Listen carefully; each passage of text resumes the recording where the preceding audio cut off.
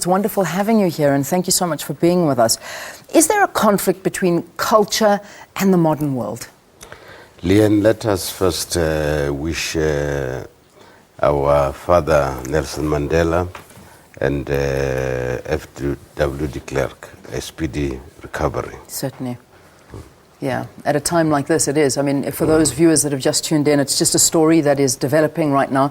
We're just getting reports and hearing news that former FW de Klerk has also been admitted to hospital with heart problems, so hence the good wishes. So, yeah, let's do that in a time like this. Let's get back to that first question. Culture and the modern world, how do they work together? We shouldn't even say culture in the modern world, because our President Jacob Zuma has said when he opened the Summit on Social Cohesion and Nation Building that we have three streams of history and culture. It is the African, European, and Asian. But that our Constitution talks about unity in diversity. And that means, therefore, that we must take into account the three streams of history and culture, and that none of them is more important than the other. And therefore, it's important that as South Africans, we must understand one another's cultures and traditions. Because unless we do that, we won't be able to respect one another, and therefore it will be difficult, if not impossible, to build a socially cohesive nation. All right. Let's talk about current terms right now and the position we find ourselves in with the debate raging around the coverage of our former President Nelson Mandela in hospital. We had words from his daughter Makaziwe saying, you know, that it's just unacceptable the way that the media is covering the story, and you know, it's not right, and cultural beliefs are just not right. Whereas on the other side, we've got the world watching on and wanting news about you know, perhaps the greatest living icon that there is. How do we bridge the divide between what culture dictates and what the world wants? Girl children, women, aunts in particular, are custodians of a people's culture. So what she is saying should carry more weight than any other thing. But we also need to understand that Nelson Mandela is an African leader in an African country, which is not an outpost of Europe. And therefore, when we deal with him, we firstly have to understand who he is in his community, and who he is as an African leader, and who he is as an international icon. Now, we cannot say, because he's an international icon, we disregard his roots, his family ties, his national ties. So that's why it is important that the presidency is talking on the matter, because the presidency is the guardian of Nelson Mandela, and the presidency is in a better position to understand his community and his family ties.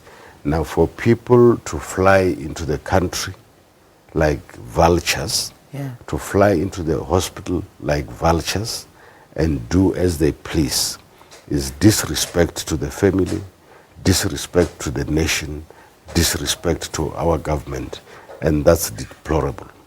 So this is, I mean, we're talking about traditions. Now, people beyond our borders may not understand the traditions that surround Nelson Mandela and his beliefs and his traditions around the family. And perhaps we're not hearing from the presidency what those traditions are. Do you think they should be more outspoken? Do you think there should be more rules, if I could say that, outlined as to the coverage and as to the way things should be dealt with in the coverage of our former president? Outsiders should know better that in any situation there is protocol. Now, if they come in and do as they please and say we are international, it's not right. Because they go into a country, there's a head of state, Mandela has a family, their families, they should find out. And that's what they're not doing. And the failure to find out is an indication of the disrespect that they are showing to the country and its people and the Mandela family in particular. Yeah. All right. Now, I mean, the policies of transformation and diversity have really dominated our post-apartheid discourse. How does culture and tradition fit into these discussions? It fits because that's why our constitution talks about unity in diversity, which means we need to know one another and one another's cultures and traditions, and then respect all of them. Because you see, in the African culture, there are certain things that are offensive to other people. Yeah. And other people's cultures, Asian, European, there are certain things that are offensive to African culture. So to avoid conflict, we need to know what is offensive to African people, what is offensive to Asian people, what is offensive to European people. Now, much of what the media is doing and the foreigners are doing is offensive to the African culture and offensive to Nelson Mandela. You know, when you are in hospital, you are there to rest. Yeah. Because rest is part of healing.